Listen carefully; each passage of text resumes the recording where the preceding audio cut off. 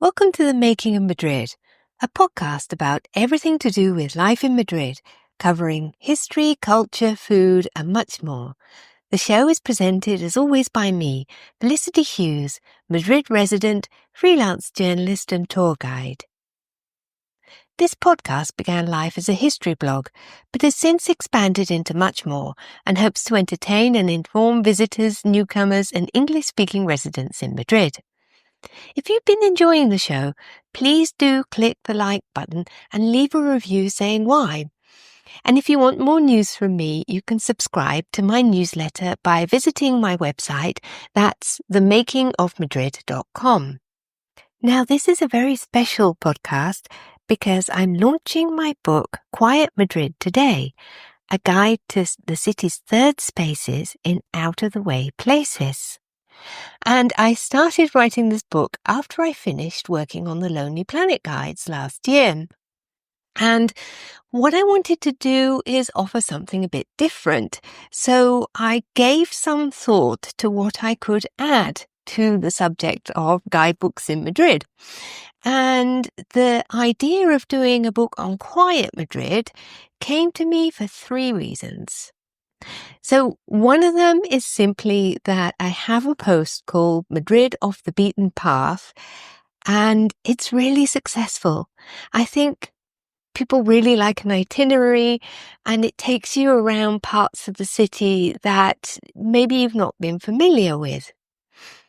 The other reason why I wanted to write it is that people are always asking me about hidden gems in the city.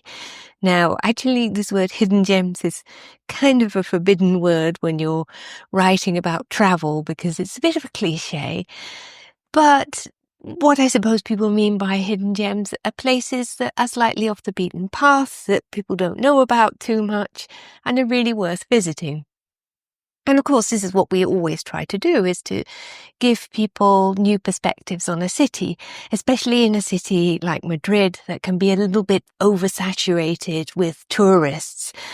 If you've ever been to the Prado recently, you'll know what I mean, because it's absolutely chock-a-block these days. And while I love that museum, it's difficult to catch it at a quiet time. Incidentally, I do mention this in the book too. If you do go to the Prado and you find yourself struggling with the crowds, check out my post on quiet corners of the Prado, because that gives you little nooks and crannies where you can relax a little bit and take a breath. So, why do I think I'm the good person to write this book? I think because I'm an ambivert. So obviously I love to be social. I love doing tours and I love talking to people and meeting new people. I feel absolutely amped up when I do that. But I'm also somebody who needs quiet time to recharge my batteries. And this is what I've been doing for years, is seeking out quiet corners of the city.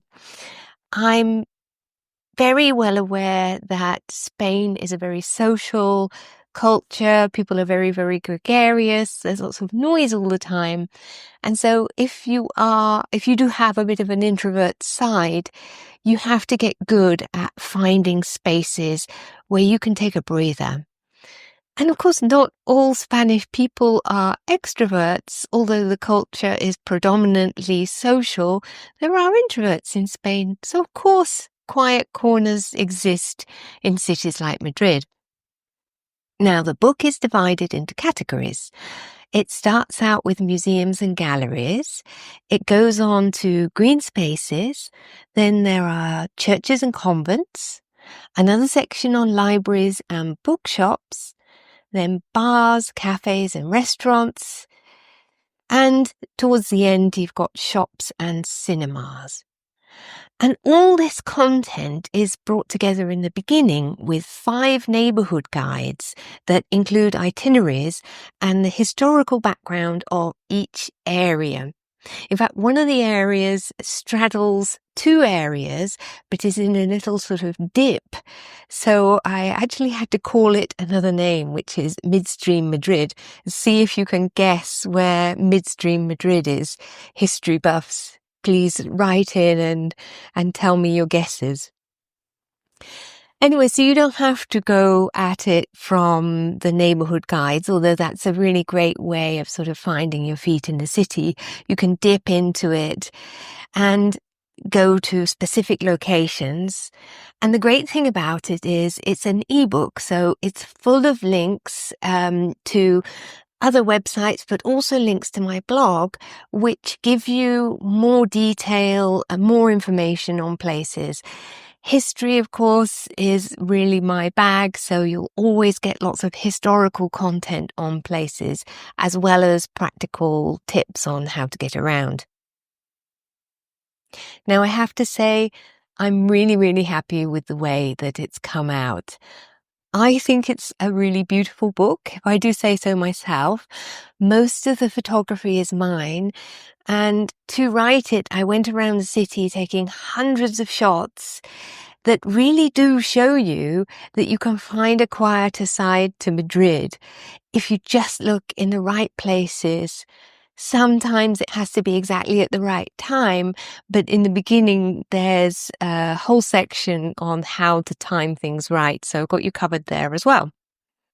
So, of course, I would never have been able to write such a detailed book if I hadn't been doing my blog for 8 years. And while my blog has led to great things, doing tours, working as a destination expert for Lonely Planet, lots of journalism, I've never directly earned money off this blog, The Making of Madrid, by starting a Patreon or whatever. However, this is a lot of hard work.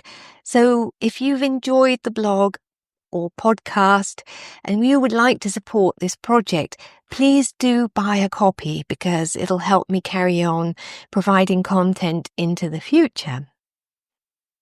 Now then, that's the hard sell out of the way.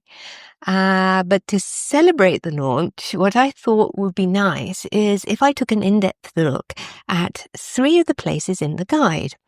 So I've chosen, more or less randomly, because I love all the places in the guide, Campo del Moro, I should say, Museo de Artes y Tradiciones, and Cine Dore. So, without further ado, let's get started.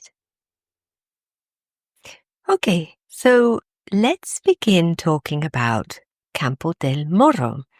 Now, these are beautiful gardens just below the palace, and you might think it's a bit odd that I'm including them in my guide to quiet places in Madrid, but actually these gardens are quite quiet because although people see them glistening beyond the Jardines de Sabatini, which is a rather dry stone garden beside the palace, they can never work out how to get inside. It is possible to get in, but they've just changed it so that there are 3 new entrances at the top of the gardens. It used to be that you had to go all the way down to the river to get in and then walk up this very steep slope because the gardens are on a steep slope that runs up to the palace. Now, 3 new entrances have been added. One goes via the new Galería de Colecciones Reales. So if you go to that brand new museum right by Madrid's cathedral, you can wind up in the Jardín del Moro, but you can also access it from 2 different sides at the top. But this means a bit of a walk around and people don't discover the entrances. So one is by Plaza de España and another one is by the old Muslim wall of Madrid. I actually went from below because I live near the river, and I went last week to go and have a look at the gardens to take more pictures, and took my bike out along the river, and I could cycle all the way up through the Riverside Park and park my bike, cross the main road and go straight into the Campo del Moro. And despite the fact that it's such a lovely quiet garden, I heard someone calling my name.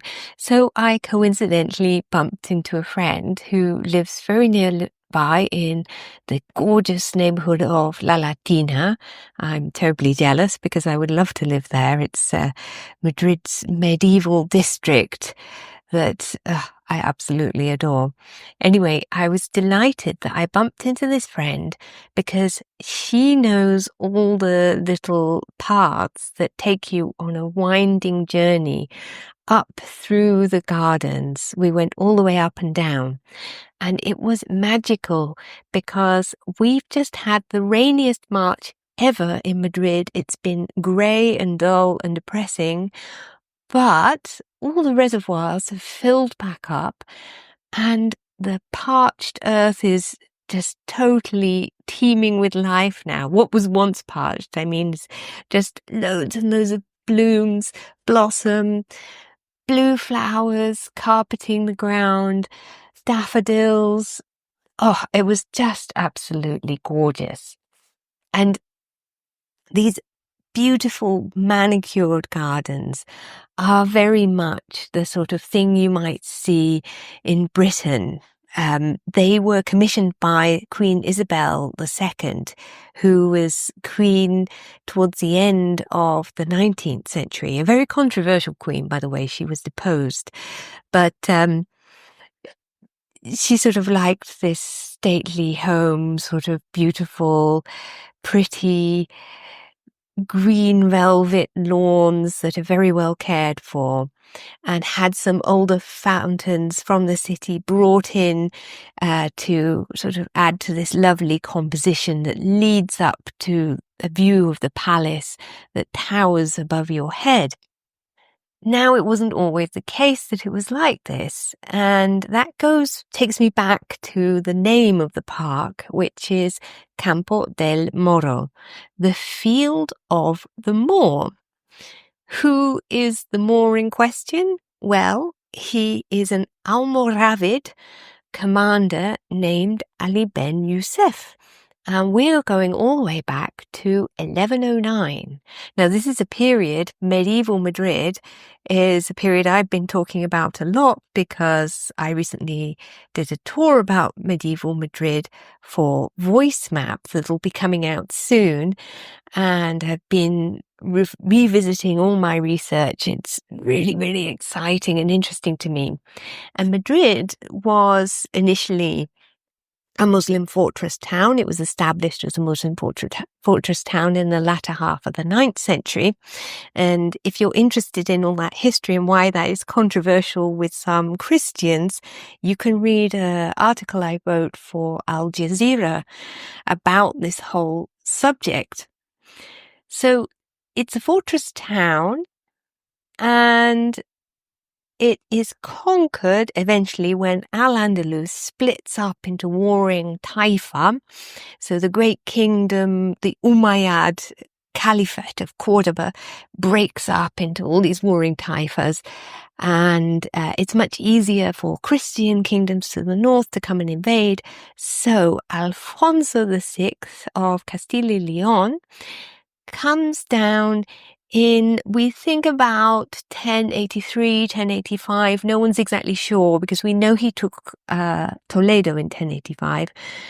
And he must have taken Madrid before that because that was what Madrid was, or Madrid as it was called in the time. So he would have come and taken this settlement because it was part of the line of watchtowers that was protecting Toledo. So he takes the city. But of course, this is not the glorious time of the Reconquista that they'll have you think about in films like El Cid, which, by the way, I found out recently is basically sort of Catholic propaganda for the Reconquista made during Franco's time. The historian who consulted on this was very much in favor of this Catholic narrative that sort of made the Reconquista look as if it was this glorious movement that sort of slowly gathered pace. In fact, Cid, who did work for Alfonso VI, was a mercenary and worked for both sides. So when the siege of Madrid took place, El Cid was actually banished for having rebelled against Alfonso VI and was working for a Muslim ruler in Zaragoza. He was a badass. There's no question about that, because Alfonso VI invited him back to fight for him again. But he just worked for the highest payer. Anyway, so in this chaotic time, you have Muslim kingdoms losing power, under attack, sometimes getting together with Christian kingdoms to invade another Christian kingdom or another Muslim kingdom. It was all a bit chaotic. But there was a group from the Sahara called the Almoravids, who were very briefly sort of swept into the Iberian Peninsula, very, very fundamentalist Muslims, as opposed to what had gone before, which was very tolerant. And they tried to retake Madrid after the death of Alfonso VI. So this is a commander named Ali Ben Youssef. And if you visit Campo del Moro, it gives you a great perspective on why Madrid is really, really hard to invade. During the siege of Madrid, the city lasted for over 2 years because of the topography of Madrid. So the palace sits where once the Muslim fortress, the Alcazar, sat, and it's on top of basically a cliff. So you're down in these gardens and you're looking up at this great big brick wall that used to be the medieval wall of Madrid, and where the Bourbons then built their palace after the Alcazar burned down.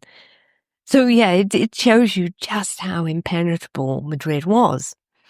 Now, when Felipe II, that's the king who effectively made Madrid the capital of Spain by moving the court here in 1561, when he settled the court here, Madrid was quite a sort of rural place, and Felipe would like to hunt like most kings.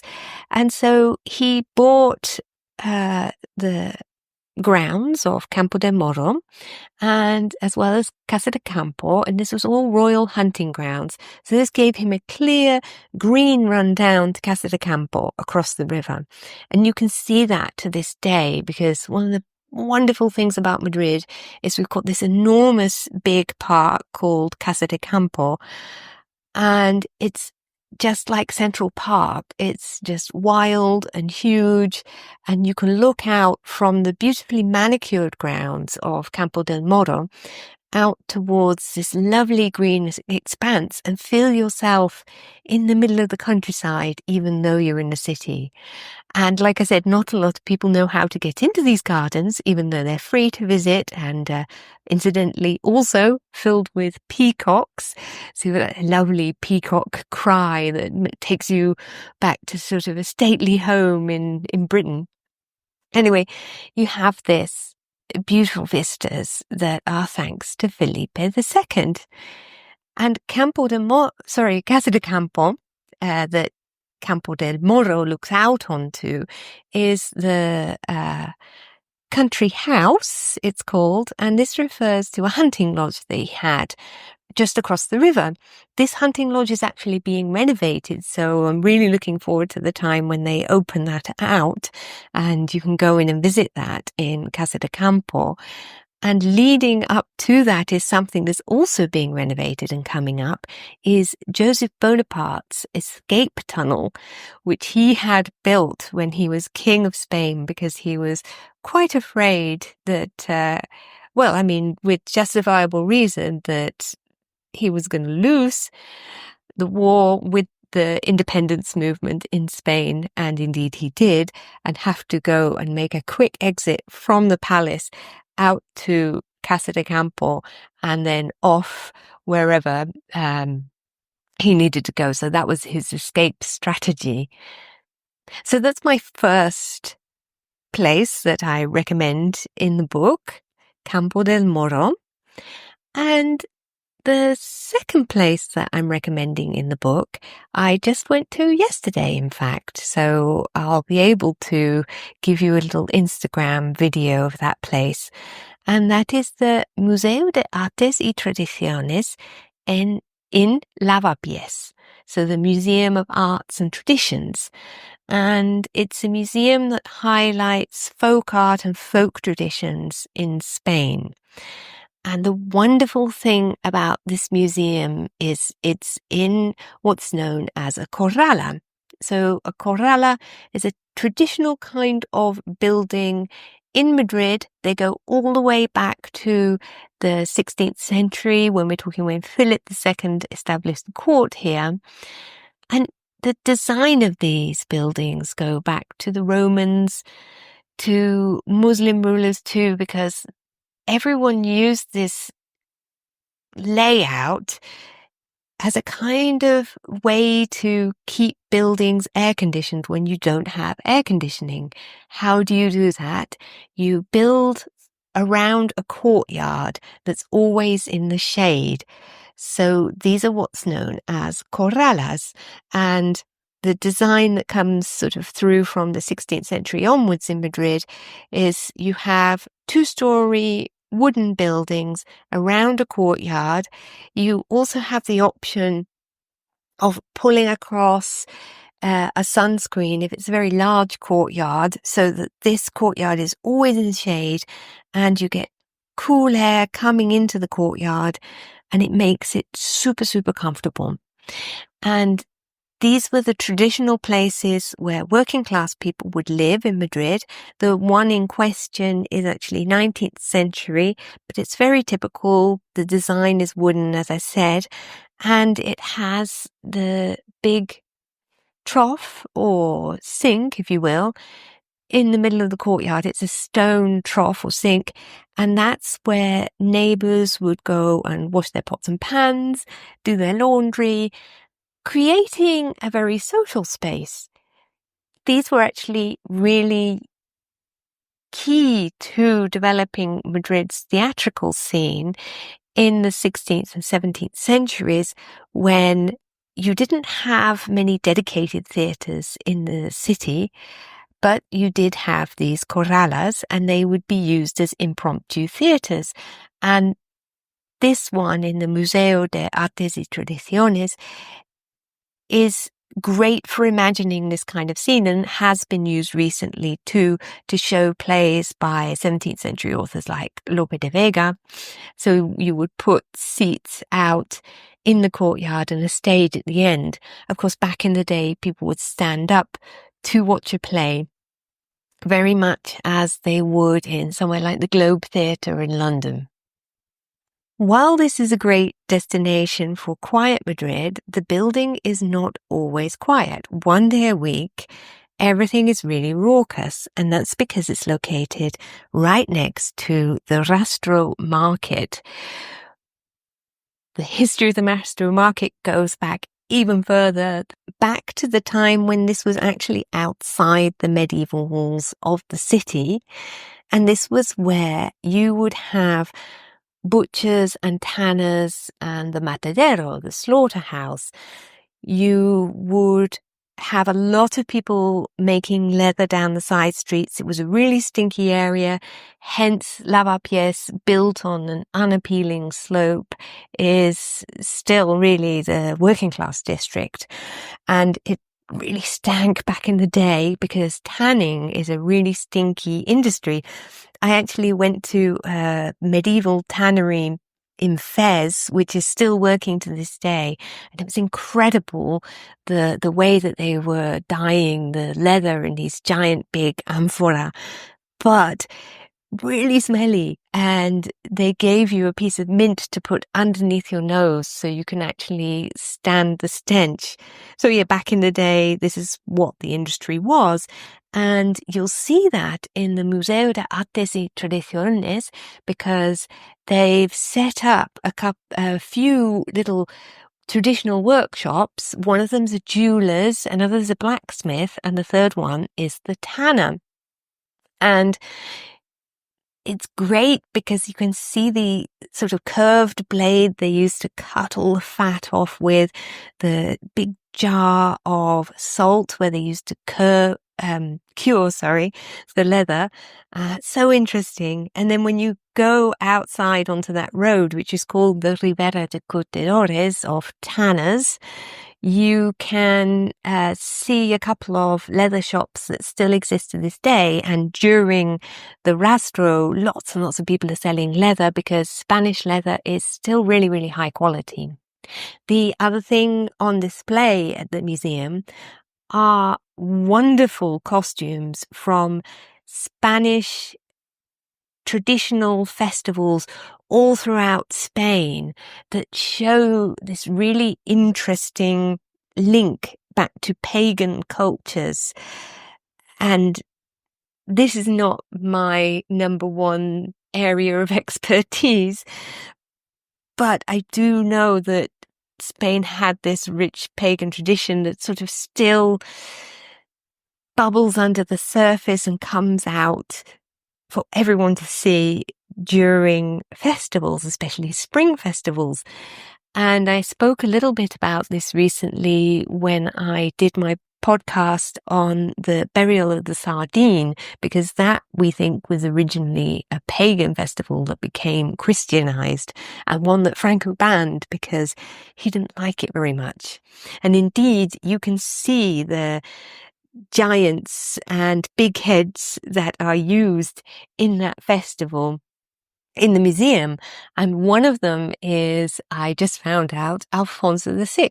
Remember that guy? He was the Christian king who conquered Madrid back in 1083, 1085. Another one is La Latina right by his side. She is child genius who rose in the court to teach Isabella the First's children, Catherine of Aragon and Juana the Mad. And the whole name of La Latina comes from her because she was christened the Latin because she was fluent in Latin from a very early age and founded a hospital in the area we now know as La Latina, which used to be the Moreria in Madrid. The Moreria is where the Muslims lived and then became known as La Latina. Anyway, I'm going off on a total tangent. To resume, I really recommend you go and visit the Museo de Artes y Tradiciones in Lavapiés. It's absolutely free to visit. And that just gives you a little bit of context into the building and into the items on display. And I 100% recommend this, especially if you want a little bit of peace and quiet, because I visited yesterday, as I said, on a Saturday, and it was so quiet for a Saturday. So imagine how it is on a weekday. I've been on a weekday and there's absolutely not a soul around. My final place that I'm going to recommend to you, although you can read far more in Quiet Madrid, is a cinema called Cine Dore, which is not too far from the Museo de Artes y Tradiciones. So if you fancy a sit down afterwards, go to this beautiful cinema. It's run by the state and it only costs €3 to go and see a film. So of course, there's always quite a lot of queues on the weekend. I always recommend you book in advance.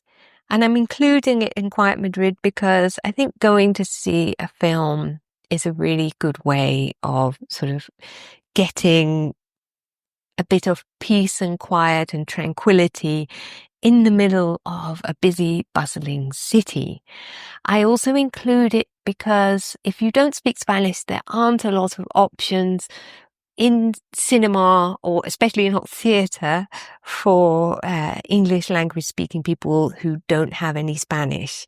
Most movies are dubbed into Spanish, and Voce, which is a film that's got Spanish subtitles and is in the original version, are few and far between, so showings of Voce films. But Cine Dore is always showing films are subtitled. A lot of them are originally in English, and that's a good way for you to sort of disconnect and regain your energy. Of course, I wouldn't be talking about Cine Dore if it didn't have an interesting history. Cine Dore was built in the 1920s. Beautiful example of what they call modernist architecture, maybe a little Art Deco. Funnily enough, it had a French name, but working class Spaniards are not too fond of the French, basically because the French came and invaded, and local people in Lavapiés, staunchly working class area, used to call this place the Palacio de Pipas instead. And pipas are the sunflower seeds that you might eat like popcorn while watching a movie, and leave the cáscaras or the husks of the seeds on the ground. Very typical thing even to this day. You can see people have been having a botellón or an outdoor drinking party by looking at the ground, and you can see the husks of lots of sunflower seeds. It's actually really bad for your health if you've got a problem with salt. And a Spanish friend of mine, Gonzalo, absolutely loves them and used to eat them at a surprising rate, like a little squirrel. But his doctor had absolutely banned it because he was getting problems with his heart, and he's really, really sad about it. To me, eating them is just a way of imbibing a huge amount of salt all at once. So I'm not too keen. When the cinema opened, you had everyone nibbling their pipas, and you would have a pianist there playing because, of course, this is the era of silent films. You still have a piano there now because the whole place is being refurbished. So it was closed down in the 60s, and by that time, of course, it was showing films that had sound. But like today, most films are dubbed, and that was very convenient for the dictatorship. Dubbed movies could have their plots changed to be more in line with the staunchly sort of Catholic ideas in Franco's regime. One of the very funny examples is Mogambo. So Mogambo is a film by John Ford with Clark Gable, Ava Gardner, and Grace Kelly. And it's actually a love triangle. And Clark Gable cheats on Grace Kelly with Ava Gardner. She's the femme fatale. And this was just outrageous in Catholic Spain, so they changed the dubbing to make it as if Clark Gable and Ava Gardner were brother and sister, and Clark Gable and Grace Kelly were brother and sister, and then Ava Gardner was the legitimate lover, so there was no kind of intermarital sex going on because that was definitely a no-no. So this kind of film, dubbed and censored, would have been shown in Cine Dore at the time. Anyway, it closed in the 60s, but they reopened it in the 80s and it got taken over by the state. And what they've done is something fantastic because the whole interior had just decayed. So they've had it all repainted, reupholstered, redone in the style as it would have been back in the day. And the interior is just astounding. So to accompany this podcast, I'll try and make a little video in Instagram and shoot some footage of the interior because it just has to be seen to be believed. And if you want to go on a weekday, there'll be far less people there, so all you introverts can really, really enjoy it. But at any time, you really have to go to Cine Dore. And the other great thing about Cine Dore, by the way, is it's got a wonderful foyer where you can go and have a drink.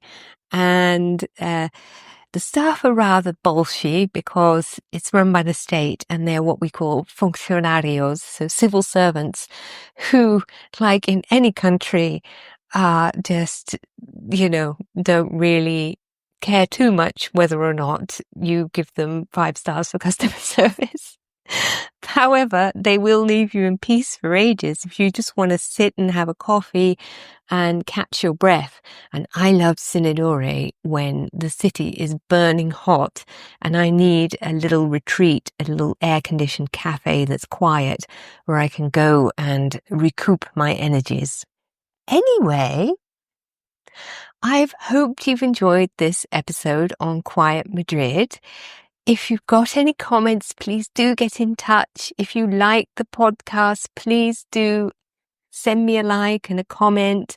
And if you are inspired to buy the book Quiet Madrid, I would really appreciate it because, as I said earlier on, this is how I intend to keep the podcast going, is provide you something of value that you'll really enjoy and that allows me, through your contributions, to help keep the Making of Madrid going on into the future.